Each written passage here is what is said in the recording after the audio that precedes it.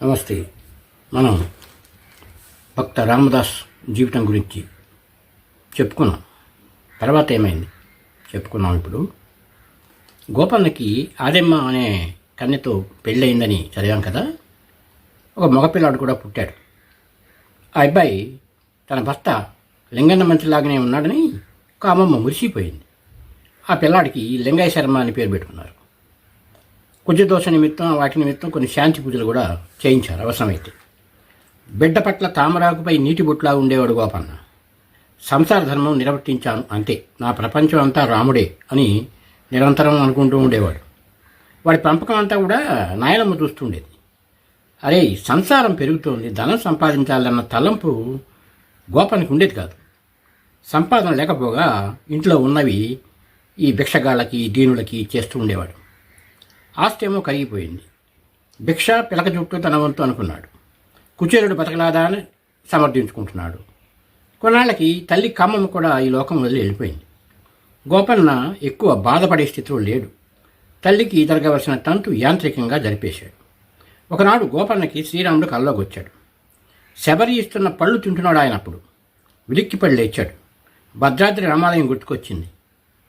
అప్పుడు ఉన్నటువంటి భద్రాద్రి రామాలయం చిన్నది, చాలా చిన్నది. అది దమ్మక్క అనే ఆమె కట్టించింది. అది కూడా శిథిలమైపోతూ ఉంది. ఆయనకి అప్పుడు అనిపించింది, తానే కొత్త గుడి కడితే ఎలా ఉంటుంది? అవును, బాగానే ఉంటుంది, కానీ ఎలా కడతాడు? డబ్బు కావాలి కదా. కాస్త నిరాశపడ్డాడు. అంతలోనే ఏదో మొండి ధైర్యం. తను దిగితే మిగతా ఆ సంగతి అంతా రాములు వారు చూసుకోడా ఏంటి అనుకున్నాడు. ఒకసారి తానిషాన్ని కలుద్దాం అలా అనుకున్న క్షణమే కుడికన్ను అదిరింది అతనికి. సంతోషపడ్డాడు దానికి. ఒకరోజు మంచిది చూసి కాలినడకన గోల్కొండ బయలుదేరాడు. ఆ రోజుల్లో దారులు చాలా భయంకరంగా ఉండేవి. జనమేమో తక్కువ, మృగాలేమో ఎక్కువ. దారి దోపిడీలు బాగా జరిగాయి. దారి పొడుగుతా అటు ఇటు అడవి, ముళ్ళ చెట్లు. ఊరికి మధ్య చాలా దూరం ఉండేది. ప్రతి ఊరిలో ఒక సత్రం ఉంటుంది. బాటసార్లు అక్కడ భోజనం చేసి విశ్రాంతికి కొంతసేపు తీసుకుని ముందుకు సాగుతారు. ఆ రోజుల్లో అతిథి మర్యాద కూడా బాగా ఎక్కువగా ఉండేది. భక్తుల పట్ల ఇంకాస్త ఎక్కువ. ముఖంపై తిరుచూర్ణం, మెడలో తులసిమాల, ఒక చేత్తో కర్ర, మరో చేత్తో చిడతలు. రామనామం చెప్పుకుంటూ పోతే ఈ గోపన్న అందరూ రండి రండి అని ఆహ్వానించేవాళ్ళు. అతిథి మర్యాద చేసేవాళ్ళు. భోజనం తర్వాత గుర్రు పెట్టి నిద్రపోకుండా గోపన్న ఏం చేసేవాడు అంటే ఆ గృహస్థులందరికీ కూడాను పురాణ ప్రవచనం చేసేవాడు. చక్కటి స్వరం, సంగీత జ్ఞానం ఉంటన జనం ఆనందంగా వినేవాడు. పొద్దున ఒక ఆమడ, సాయంకాలం ఒక ఆమడ చొప్పున గోపన్న మొత్తం మీద గోల్కొండ కోట చేరాడు. గోల్కొండ కోట చుట్టుపక్కల తోటలు, కట్టడాలు, జుమ్మా మసీద్, చార్మినార్, 5 కురుసల దూరంలో హైదరాబాద్ పట్టణ వైభవం. గోపన్న ఇదంతా ఆశ్చర్యంగా చూశాడు. ఇక్కడ మనం గోపన్నకి కాస్త పక్కగా వచ్చి ఆనాటి పరిస్థితి ఏమిటనేది తెలుసుకుందాం. గోల్కొండ సామ్రాజ్యపు మహామత్యుడు మాదన్న గారికి ఈయన గోపన్న శిష్యుడు కదా, గోపన్న మేనలుడు అవుతాడు కదా. ఇదంతా కూడా చూశాడు. అక్కడున్న మాదన్నలకు కూడా గొప్ప భవనాలు అక్కడ ఉండటం గమనించాడు గోపన్న. మాదన్న అంటే సామాన్యుడా ఏంటి? తానిషా గారికి ప్రధానమంత్రి. తానిషా తర్వాత తానిషా అంతటి వాడు. ఔరంగజేబే మాదన్న రాజ్యతంత్రానికి భయపడేవాడు. ఇది ఇలా జరుగుతున్న కాలంలో ఇది జరిగిందనమాట.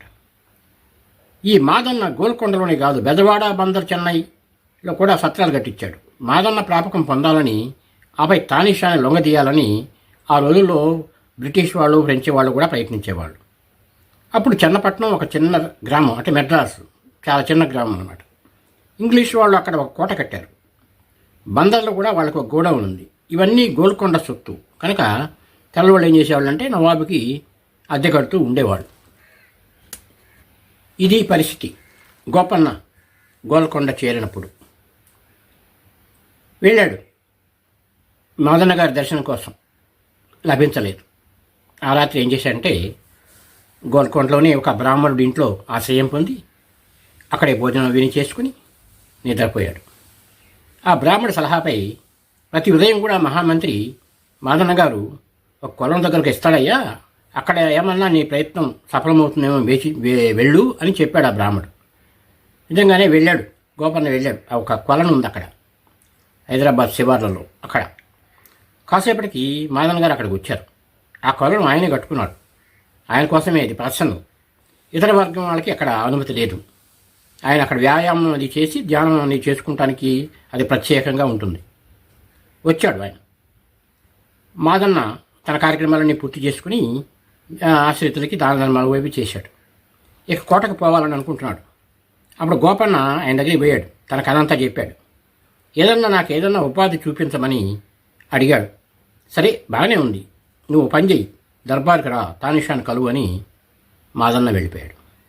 గోపన్న ఆయనకి నమస్కరించి చెప్తాం అట్లాగే చేస్తానండి అని చెప్పి బ్రాహ్మణుడి ఇంట భోజనం అయ్యాక కోటకు చేరి తానిషా దర్శనం చేసుకున్నాడు. తానిషా రత్నమాణిక్య సింహాసనం పైన కూర్చొని హుక్కా తాగుతున్నాడు. ఒకవైపు ఏమో మాదన కూర్చుని ఉన్నాడు, మరోవైపు అక్కన కూర్చుని ఉన్నాడు. దర్బార్లో సామంతులు, రాయబారులు, ఉద్యోగులు, కష్టాలు చెప్పుకోవడానికి వచ్చిన వాళ్ళు చాలామంది ఉన్నారు. సైన్యం అక్కడ వారిని అదుపు చేస్తున్నారు. అప్పటి తానిషా ఎవరు? అబూ హసన్ కుతుబ్ షా. ఆయనకి గోపన్న నమస్కరించి తన విద్యార్హతలు, పాండిత్యం వగైరా అంతా, కుటుంబ నేపథ్యం ఇవన్నీ చెప్పారు.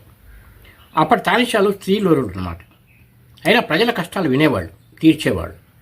ఒక ముస్లిం ప్రభువుగా ఉండి ఆంధ్ర బ్రాహ్మణులకు తన దర్బారులో కొన్ని కీలక పదవులు ఇవ్వటమే ఆ తానిషాల జ్ఞానదృష్టికి నిదర్శనం. గోపన్న చెప్పింది విన్నాక తానిషా మాదన్న వంక వారుగా చూశాడు. మీ అభిప్రాయం ఏమిటి అన్నాడు. మాదన్న అడిగాడు గోపన్నని, ఏమిటి నీ కోరిక, ఎందుకు వచ్చావు నువ్వు దర్బార్కి అని. గోపన్న చెప్పాడు, బ్రతుకు తెరువు కోసం నాకు ఏదైనా ఒక నౌకరీ కావాలి అని అన్నాడు. మాదన్న నెమ్మదిగా తానిషాతో ఏదో మాట్లాడాడు. మరుక్షణమే ఫర్మానా తయారైంది. తానిషా నవ్వాడు. మీరు నాకు నచ్చారు గోపన్న, ఇదిగోండి మిమ్మల్ని భద్రాచలం తాలూకా తహసీల్దార్గా నియామకం చేస్తున్నాం. ఉద్యోగం చక్కగా చేసుకోండి, మాకు పేరు తిండి అని ఫర్మానాపై దస్కత్తు, ముద్ర అవన్నీ వేసి గోపన్నకిచ్చాడు.